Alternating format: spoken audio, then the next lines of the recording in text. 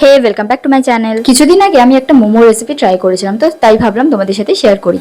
অনেকেই ময়দা দিয়ে তৈরি হয় বলে মোমো খেতে পারেন না, তারা অবশ্যই ট্রাই করে দেখবেন একবার এটা। যাই হোক, এই যে বাটারটা, এটা কিন্তু আমার বাড়িতে বানানো, আমার মা তৈরি করেছে। কড়াইতে বাটার গরম করে তার মধ্যে রসুন কুচি আর কিছুটা আদা গ্রেট করে দিয়ে নিতে হবে। তারপর তার মধ্যে আগে থেকে কেটে রাখা সবজিগুলো যেমন গাজর, টমেটো, লঙ্কা দিয়ে ভালোভাবে একটু ভাজা ভাজা করে নিতে হবে। তারপর কিছুক্ষণ বাদে তার মধ্যে আগে থেকে গ্রেট করে রাখা পনিরটা নুন, লঙ্কা গুঁড়ো, জিরে গুঁড়ো দিয়ে ভালোভাবে মিশিয়ে নিতে হবে। একদম শেষে এর মধ্যে লেবুর রস আর গোলমরিচ গুঁড়ো দিয়ে ভালোভাবে একটু নেড়ে চেড়ে ঠান্ডা করে রাখতে হবে। ঠিক একটা পাত্রে গরম জল বসিয়ে তার মধ্যে আগে থেকে কেটে রাখা বাঁধাকপি পাতাগুলো দিয়ে আর একটু নুন দিয়ে সেদ্ধ করে নিতে হবে। একদম হালকা ভাবে সেদ্ধ করতে হবে কিন্তু। তারপর সবকিছু একটু একটু ঠান্ডা হয়ে গেলে, মোটামুটি ধরার মতো অবস্থায় গেলে আর কি, সেই বাঁধাকপি পাতাগুলোর মধ্যে পনিরের পুরটা দিয়ে ভালোভাবে এইভাবে টুথপিকের সাহায্যে আটকে দিতে হবে। তারপর আমি এখানে একটা ঝাঁঝরি থালা নিচ্ছি, ওই ঝাঁঝরি থালাটায় ভালোভাবে একটু বাটার ব্রাশ করে তার মধ্যে এই বানানো মোমোগুলো দিয়ে ঢাকা দিয়ে রাখতে হবে মোটামুটি 10-15 মিনিট। ব্যাস, তাহলেই রেডি হয়ে যাবে এই মোমোগুলো। তারপর এটা সস দিয়ে পরিবেশন করে দিন। ভালো লাগলে like, comment, share and subscribe my channel.